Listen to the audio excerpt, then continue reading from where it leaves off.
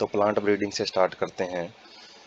Purposeful manipulation of plant species to create desired plant types. तो इसके अंदर purposeful का मतलब उद्देश्य पूर्वक, मतलब हमको पता होता है कि किस लेवल पे मैनिपुलेशन का मतलब छेड़खानी करनी है प्लांट स्पीसीज के अंदर क्या करने के लिए, to create desired plant types.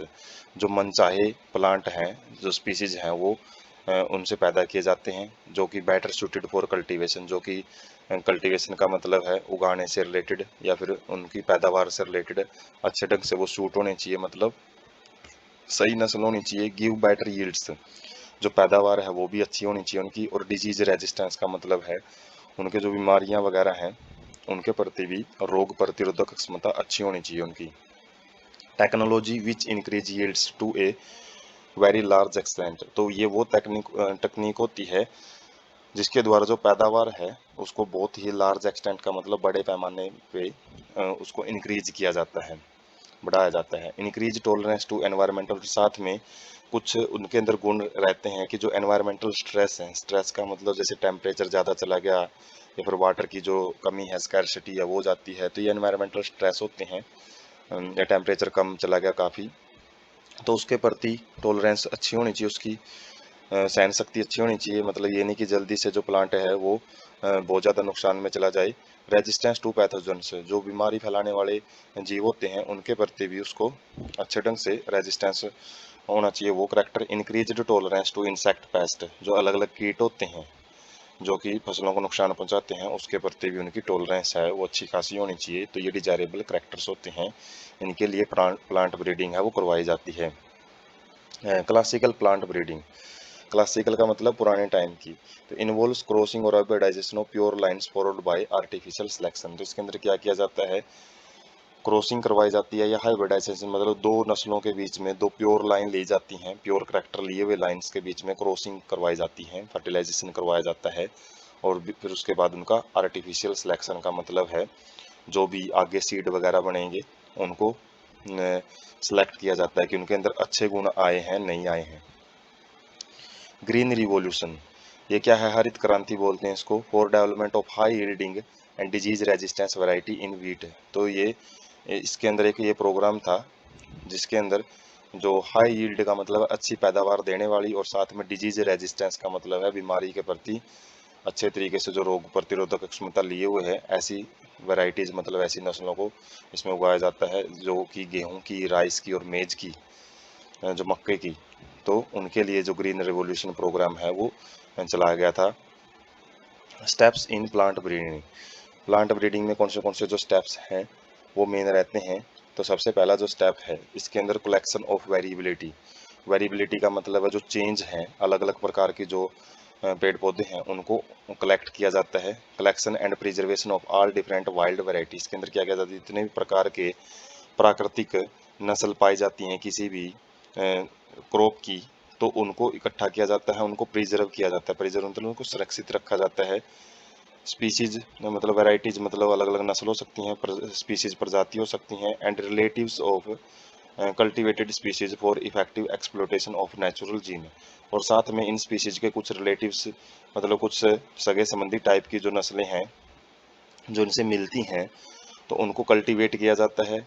Of cultivated species मतलब जो कि पैदावार की जाने मतलब पैदावार के लिए उगाई जाने वाली जो नस्लें हैं उनकी अलग अलग वैरायटी स्पीसीज उनके रिलेटिव्स को इकट्ठा करेंगे, किसके लिए, ताकि जो नेचुरल जीन है उनके उनको आसानी से एक्सप्लोइट किया जा सके। एक्सप्लोइट का मतलब चेंज किया जा सके।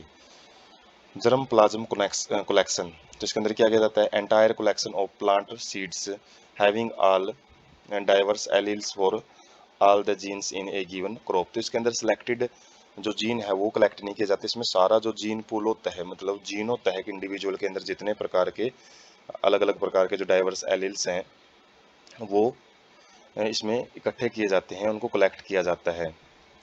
उसके बाद है सेकंड जो स्टेप है evaluation and selection of parents. तो जर्म प्लाज्म इज इवेल्युएटेड, उसकी मतलब अच्छे ढंग से इवेल्युएशन किया जाता है, उसकी मतलब मूल्यांकन किया जाता है, जांच पड़ताल की जाती है। To identify plants with desirable characters, क्यों किया जाता है इवेल्युएशन, ताकि जो डिजायरेबल करेक्टर्स हैं उनको ढूंढा जा सके और प्लांट्स की पहचान की जा सके जिनके पास ये डिजायरेबल करेक्टर्स हैं। उसके बाद सेलेक्टेड प्लांट्स आर मल्टीप्लाइड, तो जो प्लांट हमने सेलेक्ट किए हैं जिनके पास डिजायरेबल करैक्टर है उनको मल्टीप्लाई करवाया जाता है, उनकी संख्या बढ़ाई जाती है। And used in process of hybridisation, और उन्हीं को फिर हम हाइब्रिडाइजेशन टेक्निक है जिनका हमने क्रॉसिंग करवानी है, दो इंडिविजुअल्स के बीच में क्रॉस करवा के मेटिंग करवा के नया जीव जो बनाना है, तो उस प्रोसेस में फिर उनको गुजारा जाता है। उसके बाद cross hybridisation among selected plants, तो ये मेन इवेंट होता है हाइब्रिडाइजेशन का। इसके अंदर क्या किए जाते हैं, डिजायर्ड करैक्टर जो कि मनचाहे गुण are combined from two different plants, तो अलग अलग प्लांट्स से हैं उनको कंबाइंड किया जाता है, उनको मिलाया जाता है। प्लांट्स मतलब पेरेंट्स। एंड एग्जांपल जैसे high protein quality of one parent, एक पेरेंट के अंदर प्रोटीन क्वालिटी है वो अच्छी है, और दूसरे के अंदर with disease resistance from other plant, दूसरे के अंदर जो बीमारियों से लड़ने की क्षमता है वो अच्छी है, तो उनको कंबाइन किया जाता है। Very time consuming and tedious process, तो ये बहुत ही ज़्यादा टाइम कंज्यूमिंग मतलब बहुत ज़्यादा टाइम लगता है इसके ऊपर, और टेडियस का मतलब बड़ी ही मेहनत का काम होता है इसमें। Because pollen grains from desirable plants chosen as male parent have to be collected and placed on stigma of flower selected as a female parent, तो इसके अंदर क्या किया जाता है, जो पोलन ग्रेन्स हैं जो मेल पार्ट होता है, जो वो डिजायरेबल प्लांट से वो इकट्ठे किए जाते हैं मेल पेरेंट से, और उनको फिर कलेक्ट किया जाता है और उनको स्टिग्मा के ऊपर प्लेस किया जाता है, पोलिनेशन करवाई जाती है, मतलब क्रॉस पोलिनेशन बोल सकते हैं, और एक प्रकार से आर्टिफिशियल पोलिनेशन कह सकते हैं कि मैन के द्वारा पोलिनेशन करवाई जाती है। Selected as female plant parent, तो जिसको हमने फीमेल पेरेंट के रूप में मानना है, तो उसकी स्टिग्मा के ऊपर पोलन ग्रेन है उनको सेट किया जाता है, छिड़का जाता है।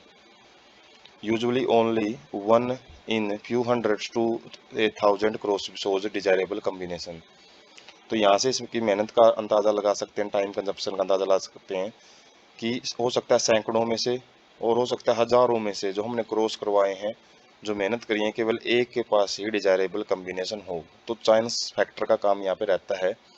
प्रोबेबिलिटी बहुत कम होती है कि सक्सेस रेशियो मिलने की, जिसकी वजह से टाइम कंज्यूमिंग भी है और टेडियस प्रोसेस भी है। उसके बाद चौथा जो स्टेप है, selection and testing of superior recombinants, जो भी हमने अभी हाइब्रिडाइजेशन करवाई है उसके बाद जो भी प्रोजेनी बनेगी, ऑफस्प्रिंग्स बनेंगे, तो उनके अंदर हाइब्रिड्स को सिलेक्ट किया जाएगा जिनके पास हमारे जो मनचाहे करैक्टर हैं वो लिए हुए हैं वो। उसके बाद crucial for scientific evaluation of progeny superior to both of the parents, तो ये बड़ी क्रूशियल इवेंट होता है ये साइंटिफिक इवेल्युएशन का, जिसमें प्रोजेनी का इवेल्युएशन किया जाता है, और जो superior to both of parents, जो कि दोनों जो पेरेंट्स लिए हैं उनसे सुपीरियर होना चाहिए, ये दोनों के गुण हैं वो इसके अंदर पाए जाने चाहिए। These are self pollinated for several generation, तो जब एक बार इनका सिलेक्शन कर दिया जाता है तो उसके बाद वो सेल्फ पोलिनेशन उनके बीच में करवाया जाता है, अपने आप उनको जर्मिनेट करने के लिए छोड़ दिया जाता है, ताकि उनके बीच में होमोजाइगोसिटी बढ़े, प्योरिटी बनी रहे, कोई वेरिएशन ना आए, so that the character will not segregate in progeny, ताकि जो करेक्टर्स हमने बड़ी मुश्किल से बड़ी मेहनत से एक जगह इकट्ठे किए हैं वो अलग अलग जगह ना जाएं, इसलिए उनके बीच में सेल्फ पोलिनेशन है वो करवाई जाती है। उसके बाद है पांचवा जो स्टेप है उसके अंदर testing, release and commercialisation of new cultivator, तो जैसे ही जो जनसंख्या है वो बढ़नी शुरू हो जाती है सेल्फ पोलिनेशन के द्वारा, तो उनमें क्या किया जाता है, न्यूली सिलेक्टेड लाइन्स, जो एक नस्ल पूरी तैयार हो जाती है उसको इवेलुएट, उनका फिर मूल्यांकन किया जाता है, उनकी पैदावार देखी जाती है, गुणवत्ता देखी जाती है, डिजीज रेजिस्टेंस है वो भी चेक की जाती हैं। बाय ग्रोइंग दैम, कहाँ पे उनको उगा के, रिसर्च फील्ड मतलब जहाँ पे रिसर्च फील्ड होते हैं जहाँ पे रिसर्च वगैरह की जाती है, जहाँ पे ये चीज़ें चेक की जाती हैं time to time. And recording, मतलब जो रिकॉर्ड है वो डाटा है वो इकट्ठे किए जाते हैं। दियर परफॉर्मेंस, उनकी जो भी वो प्रदर्शन करते हैं अंडर आइडियल फर्टिलाइजर एप्लीकेशंस, मतलब उनको आइडियल कंडीशन प्रोवाइड की जाती है, खाद बीज वगैरह है बिल्कुल प्रॉपर टाइम पे दिया जाता है, पूरी क्वालिटी क्वांटिटी उनकी चेक की जाती है, सिंचाई टाइम टू टाइम की जाती हैं। And other crop management practice हैं, जो अलग अलग जो कल्टीवेशन है और जो अलग अलग प्रैक्टिस जो भी क्रियाकलाप किए जाते हैं क्रॉप प्रोडक्शन में, तो वो उनका बिल्कुल अच्छे से ध्यान रखा जाता है। Followed by testing materials in farmers field, और उसके बाद टेस्ट करके देखा जाता है फार्मर्स फील्ड के अंदर मतलब ये आइडियल कंडीशन में इनको सारी चीज़ें टाइम टू टाइम दी जाती है, लेकिन फार्मर फील्ड के अंदर जो कंडीशन है वो आइडियल नहीं रहती, तो वहाँ पे भी इनको चेक किया जाता है। और 3 ग्रोइंग सीजन, 3 लगातार सीजन तक इनको ग्रो करके देखा जाता है कि ये जो अलग अलग जो कंट्री है, कंट्री के अंदर जो अलग अलग लोकेशन है, तो उनके अंदर इनको उगा उगा के देखते हैं कि इनकी जो पैदावार वगैरह है, जो गुण है, वो इनके अंदर बरकरार रहते भी है नहीं रहते।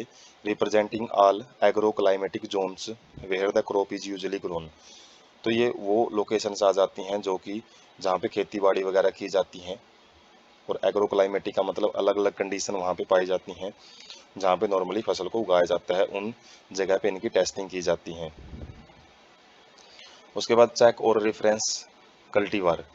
तो इसके अंदर क्या किया जाता है, मटेरियल इज इवेलुएटेड, जो भी मटेरियल प्रोडक्शन है उसको इवेलुएट किया जाता है in comparison to the best available local crop cultivar. तो जो लोकल क्रॉप की फसल है, जो लोकल क्रॉप जो फसल की जो हम अलग अलग वैरायटी यूज कर रहे हैं, तो उसके साथ में इसको चेक किया जाता है, कंपैरिजन किया जाता है। और जब ये सारी टेस्टिंग वगैरह सक्सेसफुल हो जाती है, उसके बाद इसको रिलीज रिलीज का मतलब है इसको बड़े पैमाने पे हम उसको तैयार करते हैं और उनकी मार्केटिंग वगैरह वो की जाती है। और कमर्शलाइजेशन का मतलब उसको व्यापारिक तौर पे बड़े पैमाने पे उसके जो स्पीसीज है उसको तैयार करने की जो प्रोसेस है वो शुरू हो जाती है।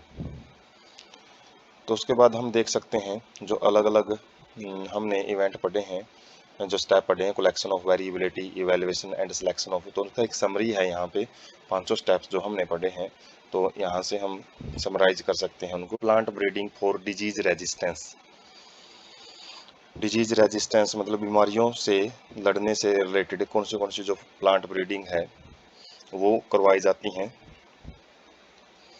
Resistance of host plant is the ability to prevent the pathogen from causing disease and is determined by genetic constitution of host plant। तो जो डिजीज रेजिस्टेंस क्या चीज़ होता है, ये मतलब एबिलिटी होती है किसी भी प्लांट की, होस्ट प्लांट की, जो कि पैथोजन जो डिजीज कोजिंग ऑर्गेनिज्म होते हैं उनको बीमारी फैलने से रोकते हैं। और ये किस बेस पे तैयार की जाती है, जो एबिलिटी है वो जेनेटिक कॉम्बिनेशन होता है, जो जेनेटिक जो उसके अंदर मेकअप होता है, उसका जीन उसके होते हैं, उसी के अंदर मैनिपुलेशन करके होस्ट प्लांट को मतलब इम्प्रूव किया जाता है ताकि उसके अंदर डिजीज है, बीमारियां हैं, वो ना फैलें। Crop losses up to 20 to 30% और समटाइम्स इवन टोटल। बीमारियों की वजह से फसल का 20 से 30% हिस्सा है वो बिल्कुल नष्ट हो जाता है हर साल, हर पैदावार में, और कई बार तो जो सारी की सारी फसल है वो भी नष्ट हो जाती हैं। Breeding and development of cultivars resistance to disease enhance the food production. Breeding and development का मतलब है अलग अलग प्रकार से जो प्रजनन की प्रक्रिया में सुधार करके और उनके विकास किस चीज़ का डेवलपमेंट ऑफ कल्टीवायर। डेवलपमेंट ऑफ कल्टीवायर्स मतलब जो अलग अलग उपकरण यूज किए जाते हैं वो रेजिस्टेंस टू डिजीज, तो क्या होते हैं, डिजीज रेजिस्टेंस होते हैं। और कल्टीवायर में हम यहाँ पे जो अलग अलग हाइब्रिड हैं उनको भी बोल सकते हैं, तो वो एनहांस करते हैं फूड प्रोडक्शन को, बीमारियों से छुटकारा दिलाते हैं। Also help in reduce dependence on fungicide and bactericides. जो टाइम टू टाइम जो स्प्रे किया जाता है, केमिकल्स यूज किए जाते हैं खेतों में, उनको भी जो डिपेंडेंस है, उनकी जो निर्भरता है, उनके ऊपर जो हमारी निर्भरता बनी हुई है उसको भी हम कम कर सकते हैं। डिजीज काज्ड बाय, जो बीमारियां हैं वो फंजाई के द्वारा, जैसे रस्ट, जैसे example brown rust of wheat है, red rot of sugar cane है, and late blight of potato है। तो ये काफ़ी जो डिजीज हैं ये फंजाई के द्वारा होती हैं, फंजाई के द्वारा काज की जाती हैं प्लांट्स में। और उसके बाद बैक्टीरिया के द्वारा ब्लैक रूट ऑफ क्रसीफर्स हैं, तो बीमारियों के नाम हैं जो बैक्टीरिया के द्वारा फैलाई जाती है। और उसके बाद वायरस के द्वारा टोबैको मोजाइक और टर्निप मोजाइक नाम की जो डिजीज है वो फैलाई जाती है। 1 नंबर से क्वेश्चन पूछ सकते हैं, कोई भी डिजीज दे देंगे और उसका पूछ लेंगे भाई ये फंजाई के द्वारा, तो इनके याद रखना पड़ेगा। तो बीमारियां अलग अलग पैथोजन्स के द्वारा फैलाई जाती हैं। प्रोसीजर इंक्लूड, तो जो प्लांट हैं, जो डिजीज रेजिस्टेंस प्लांट है उनके तैयार करने के लिए हाइब्रिडाइजेशन किया जाता है सिलेक्टेड पेरेंट्स के बीच में। उसके बाद जो हाइब्रिड्स उनसे बनेंगे, तो जो हम प्रोसेस पढ़ चुके हैं वही वाले हैं ये उनके बीच में जो हाइब्रिड हैं उनका सिलेक्शन किया जाता है, उनका मूल्यांकन किया जाता है। और बाद में उनकी टेस्टिंग की जाती है और रिलीज ऑफ न्यू वैरायटीज। तो टेस्टिंग की जाती है अलग अलग एरिया में उनको उगा के, और यदि उनके जो सक्सेसफुल रिजल्ट हमको मिलते हैं तो उनको फिर रिलीज कर दिया जाता है, मतलब मार्केट के अंदर उनको अवेलेबल कर दिया जाता है। उसके बाद कुछ वैरायटीज हैं वो हम यहाँ से देख सकते हैं, जहाँ से क्वेश्चन उठने के बहुत ज़्यादा चांसेस रहेंगे। वीट की हिमगिरी है जो लीफ और स्ट्राइप, रस्ट और हील बर्नट ऐसी डिजीज से बचाती है, मतलब ऐसी बीमारियां उसके अंदर नहीं मिलेंगी हिमगिरी वैरायटी के अंदर। जबकि जो पूसा स्वर्णिम है, कर्ण राई जिसको बोलते हैं, ब्रासिका की जो सरसों की एक वैरायटी है, जो कि वाइट रस्ट नहीं होता इसके अंदर, रस्ट का मतलब जैसे जंग जैसी स्ट्रक्चर है वो नहीं लगती है इसको। कैलीफ्लावर की जो वैरायटी है पूसा सुबरा सुब्रा और पूसा स्नोबॉल K1, तो ये ब्लैक रूट है और करली ब्लाइट ब्लैक रूट है, इस इन बीमारियों से बचाता है। उसके बाद काउपी मटर की प्रजाति है जिसकी पूसा कोमल है, वो बैक्टीरियल ब्लाइट से बचाती हैं। चीली हैं जो मिर्च, उनकी जो पूसा सदाबहार है वो chilli mosaic virus, tobacco mosaic virus और लीफ कर्ल का मतलब पत्ते मुड़ने शुरू हो जाते हैं बीमारी में, तो ऐसी बीमारियों से बचाव के लिए जो वैरायटीज हैं वो तैयार की गई हैं। तो मेथड्स क्या हैं जिनके द्वारा जो डिजीज रेजिस्टेंस ब्रीडिंग्स हैं वो करवाई जाती हैं। तो कन्वेंशनल ब्रीडिंग टेक्निक्स, जो पारंपरिक तौर पे जो पुराने टाइम से जो यूज किया जाने वाली टेक्निक्स हैं वो क्या हैं। ओपन कंस्ट्रेंट बाय, कंस्ट्रेंट का मतलब इनको यूज किया जाता है किस चीज़ से, बाय अवेलेबिलिटी, और कॉन्स्टेंट का मतलब ये लिमिटेड सी होती हैं ये, मतलब ज़्यादा हम इनका ज़्यादा बड़े पैमाने पे यूज नहीं कर सकते। किस चीज़ की वजह से, availability of limited number of disease resistance gene, क्योंकि प्लांट्स के पास बड़े कुछ इन ऐसे प्लांट्स के पास बड़े ही लिमिटेड से जीन प्रेजेंट होते हैं जिससे वो बीमारियों से बचाव कर सकते हैं। उसके बाद स्क्रीनिंग प्लांट मटेरियल्स, तो प्लांट मटेरियल्स है उसकी स्क्रीनिंग करी जाती है। स्क्रीनिंग का मतलब उसके अंदर जो जांच वगैरह है वो की जाती है। और फॉर रेजिस्टेंस, रेजिस्टेंस के लिए किस चीज़ की मदद लेके, इंड्यूसिंग म्यूटेशन, उसके अंदर टाइम टू टाइम जो म्यूटेशन है जो उसके जेनेटिक मटेरियल है उसके अंदर चेंज किए जाते हैं। Plants having these desirable characters can then be either multiplied, और प्लांट्स के अंदर जब भी ये करेक्टर्स आ जाते हैं डिजायरेबल करेक्टर्स, उसके बाद उनको मल्टीप्लाई करवाया जाता है, उनकी संख्या बढ़ाई जाती है, या फिर डायरेक्टली उनकी संख्या बढ़ाई जा सकती है, या फिर उनको ब्रीडिंग के अंदर यूज किया जाता है, जो अलग अलग जो कि उनको टेस्टिंग के लिए हम फील्ड में यूज करते हैं। उसके बाद है सीक्वेंशियल स्टेप्स, इसके अंदर कौन से स्टेप्स हैं वो यूज किए जाते हैं। स्क्रीनिंग जर्म प्लाज्म का टेस्ट किया जाता है इसमें। फॉर रेजिस्टेंस सोर्स, तो ये चेक किया जाता है कि उसके अंदर अलग अलग जो रेजिस्टेंस सोर्स हैं, रेजिस्टेंस जीन हैं जो कि बीमारियों से उनको बचा सकें, वो है या नहीं है। उसके बाद हाइब्रिडाइजेशन, हाइब्रिडाइजेशन में जो सिलेक्टेड पेरेंट्स हैं उनके बीच में जो मिक्सअप है, फर्टिलाइजेशन है वो करवाया जाता है, क्रॉस ब्रीडिंग करवाई जाती है।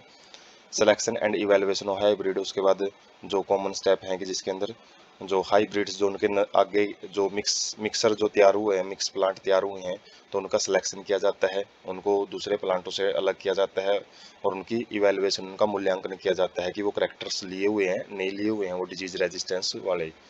Testing and release of new varieties, तो जो नई नई वेराइटीज हैं उनका टेस्ट किया जाता है, उनको परखा जाता है, अलग अलग फील्ड के अंदर उगा उगा के देखा जाता है, और उसके बाद उनको मार्केट में रिलीज कर दिया जाता है।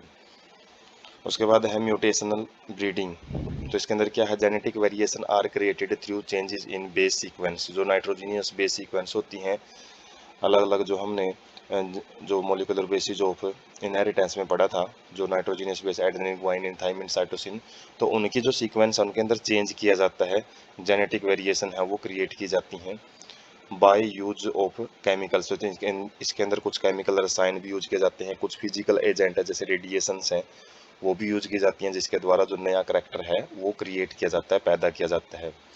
Need to introduce resistance gene into the high yielding cultivated varieties, तो इसमें किस चीज़ की ज़रूरत होती है, जो रेजिस्टेंस जीन है उसको इंट्रोड्यूस किया जाता है किसके अंदर, ऐसे प्लांट के अंदर जिसकी हाई यील्डिंग कल्टीवेटेड वैरायटीज, मतलब ऐसी वैरायटी हैं जो कि ज़्यादा से ज़्यादा पैदावार दे सकती हैं, उनके अंदर डिजीज रेजिस्टेंस जीन को डाला जाता है। Transfer of resistance gene is achieved, तो जो जीन है रेजिस्टेंस जीन वो किस बेस पे डाला जाता है, कैसे डाला जाता है? सेक्सुअल हाइब्रिडाइजेशन, मतलब जो कि पोलन ग्रेन है उनको स्टिग्मा के ऊपर ट्रांसफर किया जाता है और उसके बाद जो भी फर्टिलाइजेशन वगैरह होती हैं तो वो उन प्लांट में टारगेट प्लांट में हाइब्रिडाइजेशन करवा के जो सोर्स प्लांट है फिर उसकी सिलेक्शन की जाती हैं। मतलब जो भी आगे इंडिविजुअल पैदा होंगे, जो सीड पैदा होंगे उनको सिलेक्ट किया जाएगा। और एग्जाम्पल किन के अंदर की जाती है mutation breeding? In mung beans, जो दालें होती हैं, resistance to yellow mosaic virus. तो ये येलो जो मोजाइक वायरस होता है उसके प्रति रेजिस्टेंस होती है, वो बीमारी नहीं फैला सकती इसके अंदर। And powdery mild mildew were influenced by the mutation. तो जो दूसरी बीमारी है जो पाउडरी मिल्ड्यू, तो इसको भी हम म्यूटेशन से दूर कर सकते हैं, मतलब म्यूटेशन से बचाव कर सकते हैं इस फसल का। इन भिंडी, जिसको एम्बिले मोस्कस एसिलेंट एसिलेंटस बोलते हैं, resistance to yellow mosaic virus. तो ये येलो मोजाइक वायरस के प्रति रेजिस्टेंस होता है। Resulted in new variety of a का मतलब है एबिली मोस्कस और एसिलुएंट्स एंड परबानी क्रांति। तो इसकी एक जो नई वैरायटी है जो कि येलो मोजाइक वायरस के प्रति रेजिस्टेंस है, तो वो एक वैरायटी है, वो म्यूटेशन ब्रीडिंग से ही तैयार की गई है। Plant breeding for development resistance to the insect pest. जो जो बड़े जीव होते हैं, कुतरने वाले जीव जैसे रोडेंट्स वगैरह होते हैं, चूहे वगैरह, तो उनसे कैसे बचाव किया जा सकता है फसलों का, किस प्रकार से ब्रीडिंग करवाई जा सकती है ताकि उनके प्रति भी वो रेजिस्टेंस है वो क्रिएट कर पाएँ।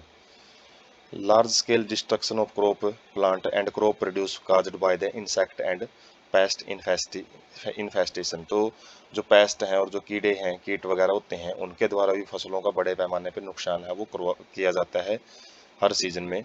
इंसेक्ट रेजिस्टेंस में be due to morphological, biochemical और physiological characters.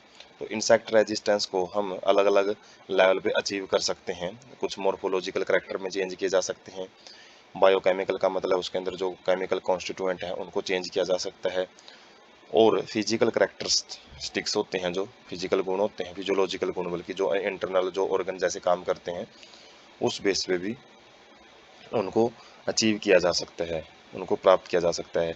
Hairy leaves in several plants are associated with resistance to insect plants. जो हेयरी लीव्स का मतलब है पत्तों के ऊपर हेयर प्रेजेंट होते हैं जो कि इंसेक्ट पेस्ट को कंट्रोल करने के लिए एक रेजिस्टेंस का काम करते हैं कुछ प्लांट्स के अंदर। तो उनकी कुछ मॉडिफिकेशंस हैं, जैसे एग्जांपल है resistance to jassid in cotton. Jassid मतलब कीट होते हैं ये, तो जिनके अंदर जो हेयरी लीव्स हैं वो पाए जाते हैं। And cereal leaf beetle in wheat. Wheat के अंदर जो सिरल लीफ बीटल होते हैं, पत्तों में पाए जाते हैं, ये कीट होते हैं ये, उनसे बचाव के लिए हेयरी लीव्स पाई जाती हैं इनके अंदर। In wheat solid stem lead to non preference by stem sawfly. एक साफ्लाई होती है जो जब गेहूं की कटाई वगैरह होती है, येलो कलर की मक्खी होती है छोटी सी जो ज़्यादा मात्रा में निकलती हैं उनसे, तो वो किनके अंदर ज़्यादा देखने को मिलती है? जो स्टेम होते हैं, खोखले स्टेम, उनसे निकलती हैं वो। और यदि स्टेम सॉलिड है अंदर से तो उनके लिए रहने की जगह नहीं मिल पाएगी, जिसकी वजह से ये भी एक रेजिस्टेंस क्रिएट करने का एक तरीका है साफ्लाई से बचने के लिए। Smooth leaved and nectarless cotton varieties do not attract bollworms होती हैं जो स्मूथ लीव्ड का मतलब है चिकने पत्ते। यदि पत्ते चिकने हैं तो उनके ऊपर जो लार्वा वगैरह है वो नहीं रुक पाएंगे, जो अंडे वगैरह हैं, जो अलग अलग कीट हैं वो नहीं दे पाएंगे उनके ऊपर। और नेक्टरलेस कॉटन वैराइटीज का मतलब है जिनके पास नेक्टर नहीं है, वो स्वीट सब्सटेंस होता है जिसकी तलाश में जो कीड़े हैं इनके पास आते हैं। तो यदि वो नहीं है तो उससे भी जो बुलवॉर्म्स होते हैं, बोलवॉर्म्स का मतलब है जो बोल होती है, कॉटन बोल, जो टिंडे बोलते हैं जिसको, उसके ऊपर जो कीड़े लगते हैं तो वो लार्वा ही होते हैं। और लार्वा के कैसे बनते हैं? जब फर्टिलाइजेशन के टाइम पे, जो पोलिनेशन के टाइम पे इंसेक्ट आता है तो वो अपने एग है वहाँ पे छोड़ के चला जाता है और उन एग से ही वो लार्वा बनते हैं। और वो क्या करते हैं फिर? बुलवॉर्म है जो उनको नुकसान पहुंचाते हैं। तो यदि नेक्टर ही नहीं है तो वो कीट हैं वो आएंगे नहीं वहीं पे, और जो एग वगैरह है वो ले नहीं करके जाएंगे फिर। High aspartic acid, low nitrogen and sugar content in मेज। मक्के के अंदर एस्पार्टिक एसिड का ज़्यादा पाया जाना, नाइट्रोजन कम पाई जाना और शुगर कंटेंट है वो भी कम मात्रा में पाया जाना, उससे क्या होता है resistance to maize stem borers. जो तने के अंदर बिल बना के रहते हैं, ये भी लार्वे होते हैं, तो उनसे छुटकारा पाने के लिए जो कुछ मॉडिफिकेशंस हैं वो पाई जाती हैं, या फिर हम मॉडिफिकेशन ये कर भी सकते हैं प्लांट्स के अंदर कि उसकी एस्पेरेटिक एसिड है, इससे दूर भागते हैं जो स्टेम बोरोवर्स होते हैं। बोरोवर का मतलब जो छेद करते हैं स्टेम्स के अंदर। और लो नाइट्रोजन, नाइट्रोजन की मात्रा कम करके और शुगर कंटेंट है उसको भी मात्रा कम करके हम इन चीज़ों से छुटकारा पा सकते हैं। Breeding method for insect pest resistance involve same steps. और जो ब्रीडिंग मेथड होती है इंसेक्ट पेस्ट रेजिस्टेंस में, वो भी यही मेथड है, वो यही स्टेप है फॉलो करती हैं। सोर्स ऑफ रेजिस्टेंस जीन में भी cultivated varieties, germ plasm collection and crop और वाइल्ड रिलेटिव्स। तो इसके अंदर क्या किया जाता है, रेजिस्टेंस जीन के जो सोर्स हैं उनको कल्टीवेटेड वैरायटीज के अंदर पता लगाया जाता है। जर्म प्लाज्म, जो अलग अलग जीवों का जो जर्म प्लाज्म होता है, जीन होते हैं, उनको कलेक्ट किया जाएगा किससे, किसी फसल से। या फिर वाइल्ड रिलेटिव्स का मतलब है जो उनकी नस्ल है, प्राकृतिक नस्ल, जो चेंज विदाउट चेंज, जो पहले की जो नस्ल है जिसके अंदर कोई चेंजेस वगैरह नहीं है, नेचुरल फॉर्म है, तो उससे कलेक्ट किए जाते हैं। तो ये अलग अलग हम कुछ फसल है उनके एग्जाम्पल दे सकते हैं, जैसे ब्रासिका है, रिपीस्ट मस्टर्ड बोलते हैं इसको, रेपसीड मस्टर्ड। तो इसमें पूसा गौरव है जो, वो वैरायटी है जो कि एफिड्स ये कीट पतंगे होते हैं जिनसे जो क्रॉप है उसको नुकसान नहीं पहुंचाया जाता, उसके प्रति रेजिस्टेंस हो जाते हैं। फ्लैट बीन्स, पूसा सेम 2 और पूसा सेम 3, ये वैरायटीज हैं फ्लैट बीन्स की, चपटे जो सोयाबीन होते हैं। तो ये जैसिड्स, एफिड्स और फ्रूट बोरोवर से रेजिस्टेंस क्रिएट करती हैं जो ये वैरायटीज हैं। उसके बाद ओकरा जो भिंडी है उसकी जो वैरायटीज हैं, पूसा स्वामी और पूसा A4, स्वानी हाँ, पूसा स्वानी और पूसा A4, ये सूट और फ्रूट बोरोवर से रेजिस्टेंस है वो क्रिएट करती हैं।